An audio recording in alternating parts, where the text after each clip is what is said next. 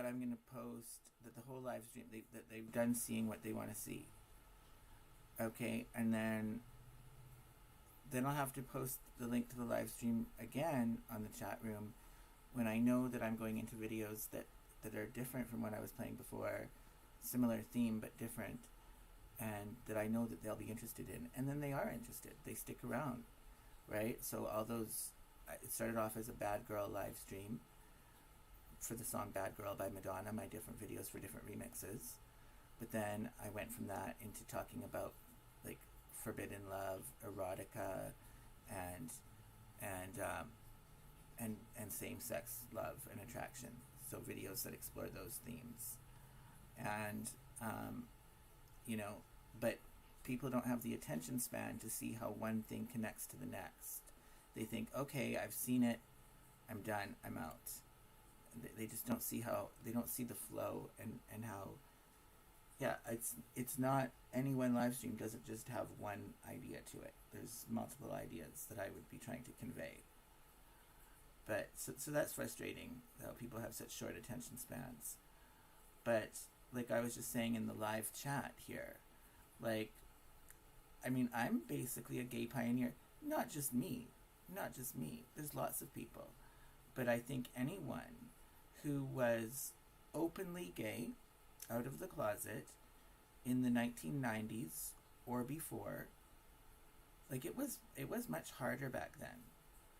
So anyone who was doing that during that time, I would say, helped to contribute to making it a climate where people can, nowadays, where people can be openly gay and it's not really a big deal.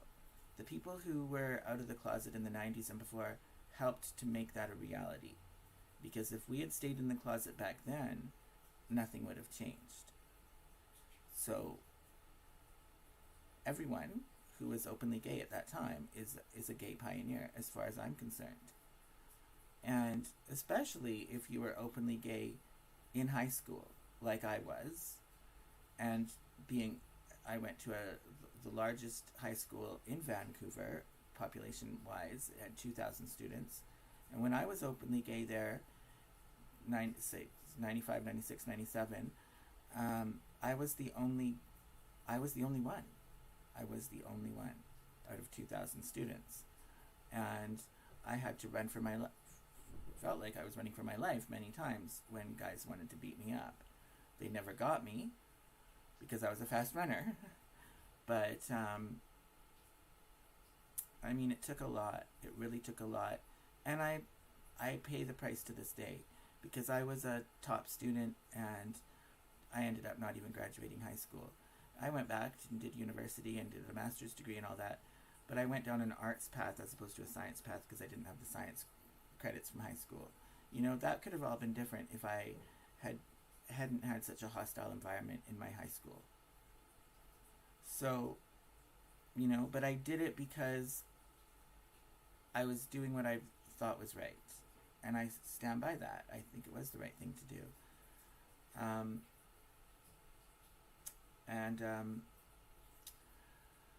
But when you listen to that song by the Eurythmics, I Need a Man, and you think, wow, like, Annie Lennox she's awesome, first of all. I love her.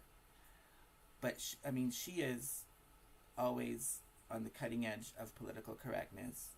So she'd be fully on board with what I call the trans extremist movement. But if you listen to that song, I Need a Man, like, you don't hear that song nowadays. That song has been memory hold. That doesn't come up for the Eurythmics anymore. Because it's talking about manly men, which I'm definitely not one. But, I need a man, he needs to not wear a dress, blah, blah, blah, blah, all the lines in that song. Like, but why is that politically incorrect? Like, what's wrong with a masculine man, really? And, so I have gender dysphoria myself. I could have been someone who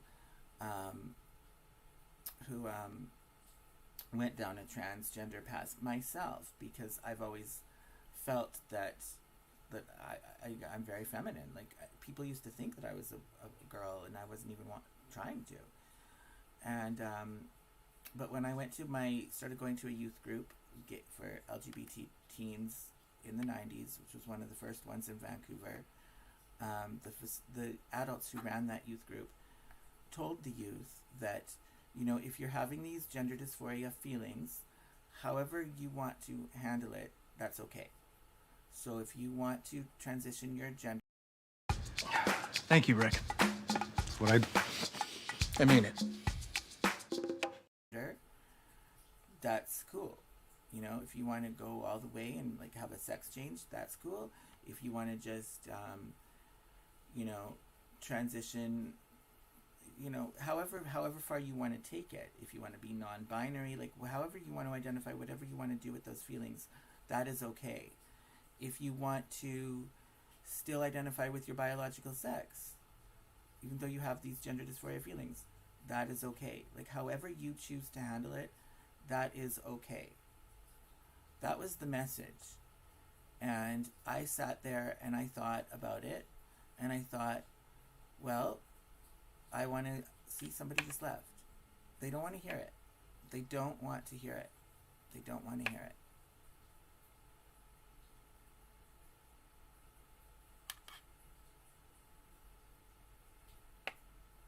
They don't want to hear it. You don't get to the point to make your point. But I decided, the long and the short of it is, I decided to identify with my biological sex. I thought about it. I mean, I could have made a different decision too. I did consider both things, and this is what I decided to do. And it's never really been a problem for me. I mean, I've had to work a lot of different jobs over the years, and some of them have been more LGBT friendly than others. And, like I said, people used to think that I was a girl straight up. I wasn't even trying to. And so if somebody thinks that I am a female, I want to know that. So if somebody's going to use female pronouns when talking about me, like I want them to. If that's what they're thinking, if that's how they're seeing me, then I want to know that that's how they're seeing me, because I need to know that. Sometimes I might need to know that for my own safety, for my own protection, or I just need to know that as feedback to know how I'm coming across. And if I was to tell someone in advance what pronouns to use, I wouldn't get that. I wouldn't know how they're perceiving me, because it wouldn't be based on how they're perceiving me. It would be based on what I told them to say. So what about that?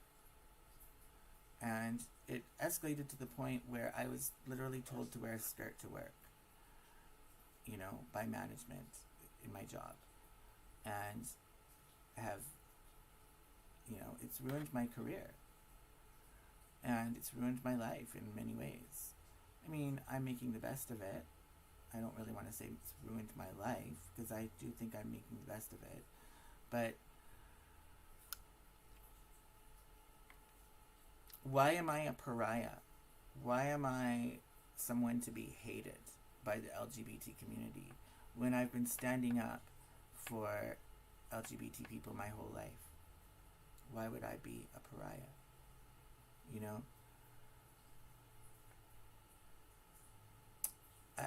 I think that young gay people should have respect for older gay people who were around in the 90s and before, and who were openly gay back in those times when it was more difficult, because we did help make it easier for those who are younger nowadays.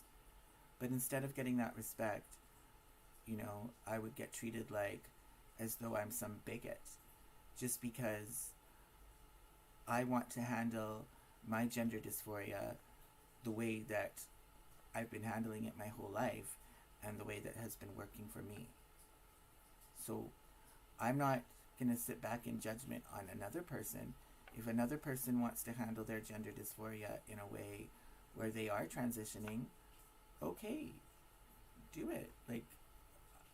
I'm not going to say how you should live your life, but why should you tell me how I should live my life?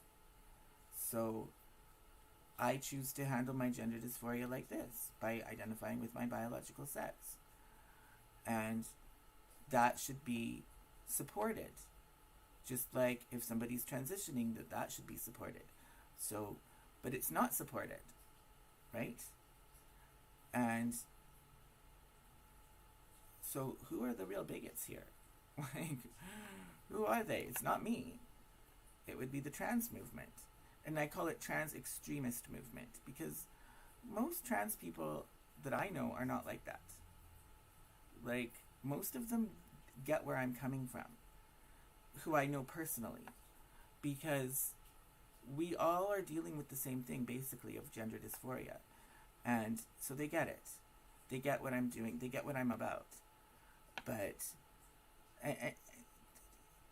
most of the people who push this stuff, they're not even trans. They're not even having gender dysphoria. They're not even gay. They're nothing. They're fully straight people. Okay? And these are the ones who are telling me to wear a skirt to work. It's a straight manager. You know, these are the ones who are saying you have to put pronouns in your email signature, right? Which I've just explained. People misgender me all the time, especially when I was working in the call center, because on the phone, talking to strangers on the phone, I have a very feminine sounding voice. Like right now it sounds raspy. I've been smoking, partying for days. But normally I have a very feminine sounding voice, and people think they're talking to a woman, and I go with it. I don't correct them.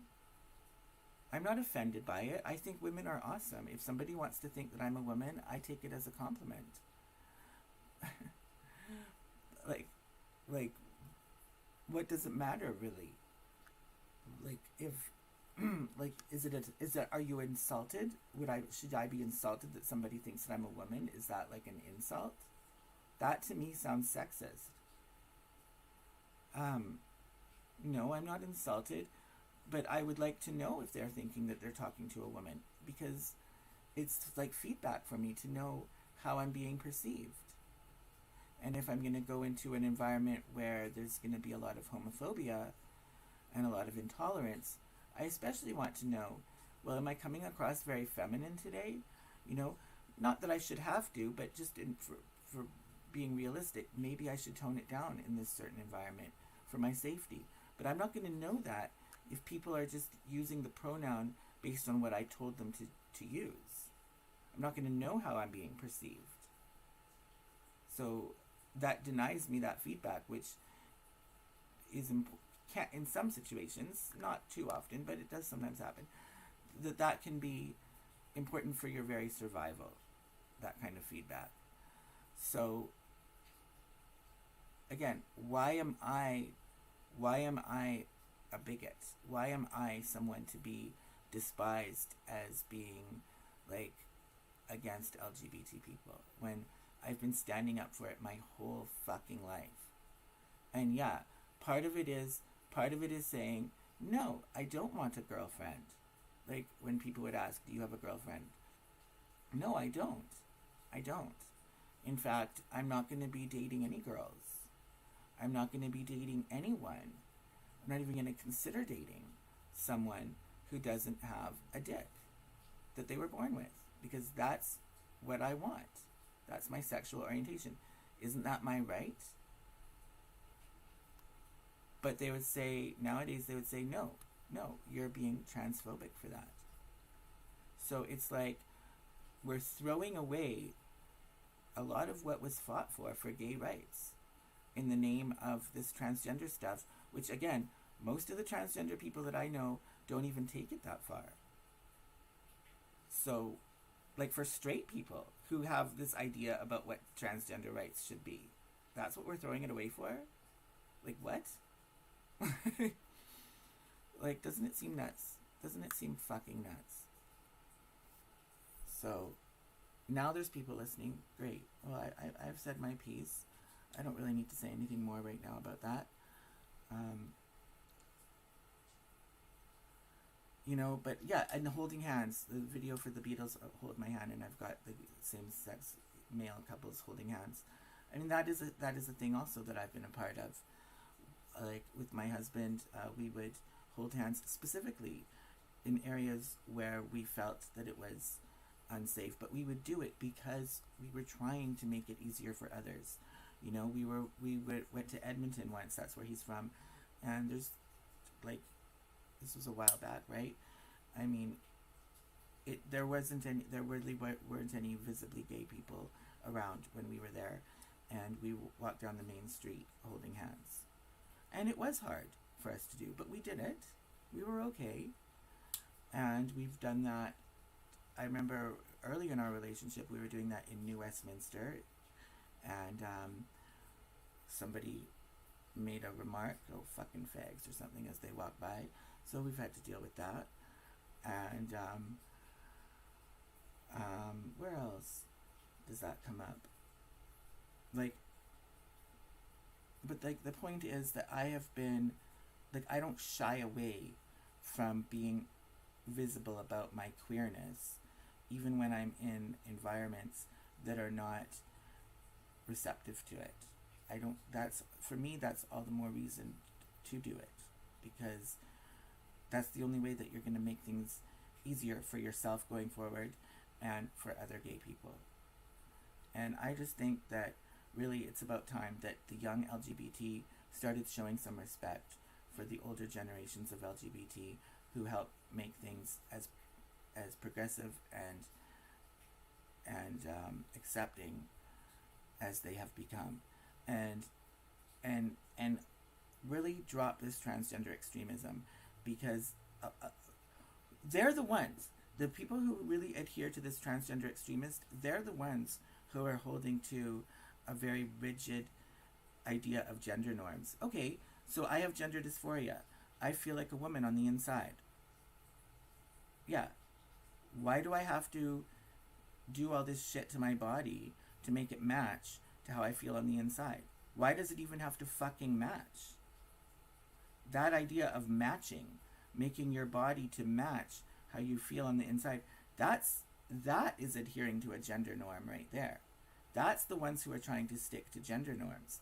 I'm saying I can wear fucking nail polish and makeup and put breaths in my hair and can present myself as girly as I fucking want to, but I'm still a man who's doing it. So I'm the one who is breaking the gender norms, yet I'm the one who is viewed as the bigot on that topic. Right? Like it's such a contradiction. So that's all I have to say for now. There's 2 people listening, probably haters trying to take points for how to fuck me up later on. I don't know. Peace out.